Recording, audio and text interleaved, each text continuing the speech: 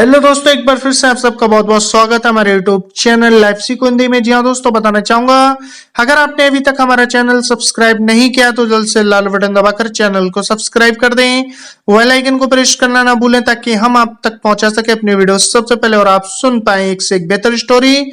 जी हाँ दोस्तों, हमारे इस चैनल पे हिंदी साहित्य के कवियों के बारे में, स्वतंत्रता सेनानियों के बारे में, राजा महाराजाओं के बारे में और इतिहास के बारे में पूरी जानकारी दी जाती है। तो दोस्तों बने रहे हमारे साथ वीडियो के लास्ट तक। जी हाँ दोस्तों, आज मैं आपको इस वीडियो में बताने वाला हूं सियाराम शरण गुप्त जी के जीवन के बारे में, उनके जीवन से जुड़ी कुछ कही अनकही बातों के बारे में, उनके जीवन के कुछ ऐसे लम्हों के बारे में जो शायद आपको ना पता। तो आइए दोस्तों वीडियो को स्टार्ट करते हैं। जी हाँ दोस्तों, सियाराम शरण गुप्त का जन्म 4 सितंबर 1895 को हुआ था। इनके हिंदी प्रसिद्ध साहित्यकार और राष्ट्र कवि मैथिली शरण गुप्त के छोटे भाई थे। जी हाँ दोस्तों, आपको बताना चाहूंगा कि गांधीवाद से विशेष प्रभावित थे। एक कवि के रूप में आपको विशेष ख्याति मिली, कथाकार के रूप में भी आपने कथा साहित्य में अपना स्थान बनाया। लंबी बीमारी के बाद जी हाँ दोस्तों काफी आपको दुख दर्द सहना पड़ा। आपको बताना चाहूंगा सियाराम शरण गुप्त राष्ट्र कवि श्री मैथिली शरण गुप्त के छोटे भाई थे। कवि, कथाकार और निबंध लेखक के रूप में उन्होंने अपना विशिष्ट स्थान बना लिया था।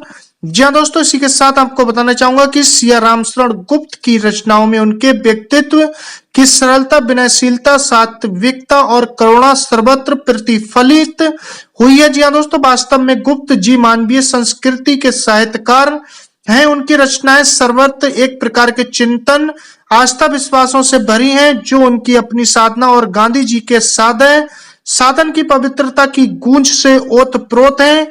जी हाँ दोस्तों, आपको बताना चाहूंगा इनकी साहित्य सेवा। तो दोस्तों, चिरगांव झांसी में बाल्यावस्था के बीतने के कारण बुंदेलखंड की वीरता और प्रकृति सुषमा के प्रति आपका प्रेम स्वाभाविक था। घर के वैष्णव संस्कारों और गांधीवाद से गुप्त जी का व्यक्तित्व विकसित हुआ। गुप्त जी स्वयं शिक्षित कवि थे। मैथिली शरण गुप्त की काव्य कला और उनका युग बोध सियाराम शरण ने यथावत अपनाया था। जी हाँ दोस्तों, इसी के साथ आपको बताना चाहूंगा अतः उनके सभी काव्य द्विवेदी, युगीन व विविधतावादी कला रूप पर ही आधारित हैं। आपको बताना चाहूंगा दोस्तों, दोनों गुप्त बंधुओं ने हिंदी के नवीन आंदोलन छायावाद से प्रभावित होकर भी अपना तीव्रतात्मक अभिगावादी काव्य रूप से सुरक्षित रखा। विचार की दृष्टि से भी सियाराम शरण जी ज्येष्ठ बंधु के सदृश गांधीवाद की प्रदूख हकाता, राष्ट्र प्रेम, विश्व प्रेम, विश्व शांति, हृदय परिवर्तनवाद, सत्य और अहिंसा से जीवन प्रभावित रहे। उनके काव्य वस्तुतः गांधीवादी निष्ठा के साक्षात्कारक पद्मबद्ध प्रयत्न है। जी हाँ दोस्तों, विजय और नकुल आख्यानात्मक है। जी हाँ दोस्तों, आपको बताना चाहूंगा शेष भी कथा का सूत्र किसी न किसी रूप में दिखाई पड़ता है। मानव प्रेम के कारण कवि का निजी दुख, सामाजिक दुख के एक साथ एकाकर होता है। और आपको बताना चाहूंगा विषाद में कवि ने अपने विद्युत जीवन और आर्द्रा में अपनी पुत्री रमा की मृत्यु से उत्पन्न वेदना के वर्णन में जो भाव द्वार प्रकट किए हैं वे बच्चन के प्रिय वियोग और निराला जी की सरोज स्मृति के समान कलापूर्ण न होकर भी कम मार्मिक नहीं है। इसी प्रकार आपने हृदय की सच्चाई के कारण गुप्त जी द्वारा वर्णित जनता की दुर्दशा, कुरीतियों के विरुद्ध आक्रोश, विश्व शांति जैसे विषयों पर उनकी रचनाएं किसी भी प्रगतिवादी कवि को पाठ पढ़ा सकती है। हिंदी में शुद्ध सात्विक भावोद्गारों के लिए गुप्त जी की रचनाएं स्मरण रहेंगी।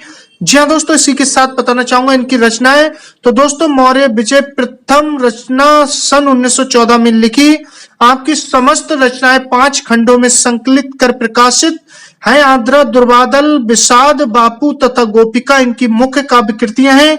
इससे अतिरिक्त उन्होंने गोद, नारी, अंतिम आकांक्षा और उपन्यास, मानुषी, कहानी संग्रह, नाटक, निबंध आदि लगभग 50 ग्रंथ रचे।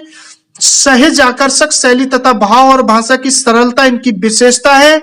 आपको बताना चाहूंगा रचना संग्रह। जी हाँ दोस्तों, खंड काव्य, अनाथ, आर्द्रा, विषाद, दुर्वा, दल और बापू, सुनंदा और गोपिका, कहानी संग्रह, मानुषी, नाटक, पुण्य वर्ब और अनुवाद, गीता संवाद, नाट्य, उन्मुक्त गीत, कविता संग्रह, अनुरूपा तथा अमृत पुत्र। जी हाँ दोस्तों, काव्य ग्रंथ दैनिक की नकुल, नो आखली में, जय हिंद, पाथे, मृणमयी और तथा आत्ममोर्सर। आपको बताना चाहूंगा इनके निबंध तो दोस्तों झूठ सच, जी हाँ दोस्तों, पदानुवाद, उपशब्द, धम्पद और भगवत गीता, जी हाँ दोस्तों, इनकी भाषा शैली। तो दोस्तों सिया राम शरण गुप्त की भाषा शैली पर घर के वैष्णव संस्कारों और गांधीवाद का प्रभाव था। गुप्त जी स्वयं शिक्षित कवि थे। मैथिली शरण गुप्त के काव्य कला और उनका युग बोध सिया राम शरण ने यथावत अपनाया था। अतः उनके सभी काव्य द्विवेदी युगीन अभिधावादी कला रूप ही आधारित है। दोनों गुप्त बंधुओं ने हिंदी के नवीन आंदोलन छायावाद से प्रभावित होकर भी अपना तीव्रतात्मक अभिगावादी काव्य रूप सुरक्षित रखा। विचार की दृष्टि से भी सियाराम शरण जी ज्येष्ठ बंधु के सदृश गांधीवाद की परतु खकारता, राष्ट्र प्रेम, विश्व प्रेम, शांति हृदय आदि से संवादित थे। जी हाँ दोस्तों, हिंदी में शुद्ध सात्विक भावधारों के लिए गुप्त जी की रचनाएं स्मरणीय रहेंगी। उनमें जीवन के श्रृंगार और उग्र पक्षों का चित्रण नहीं हो सका, किंतु जीवन के प्रति करुणा का भाव जिस सहज और प्रतिष्ठ की प्रति पर गुप्त जी में व्यक्त हुआ है। जी हाँ दोस्तों, इसी के साथ सम्मान और पुरस्कार। तो दोस्तों दीर्घकालीन हिंदी सेवाओं के लिए सन 1962 ईस्वी में सरस्वती हीरक जयंती में सम्मानित किए गए।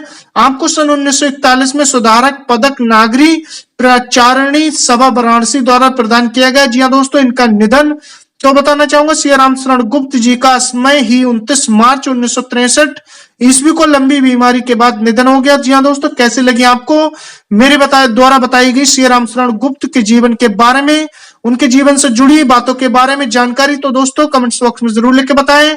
और इस वीडियो से संबंधित कोई भी सवाल हो तो भी कमेंट्स बॉक्स में लिख सकते हैं। और दोस्तों मिलते हैं फिर नेक्स्ट वीडियो में नेक्स्ट जानकारी के साथ। आपने अपना कीमती वक्त दिया, तब तक के लिए धन्यवाद।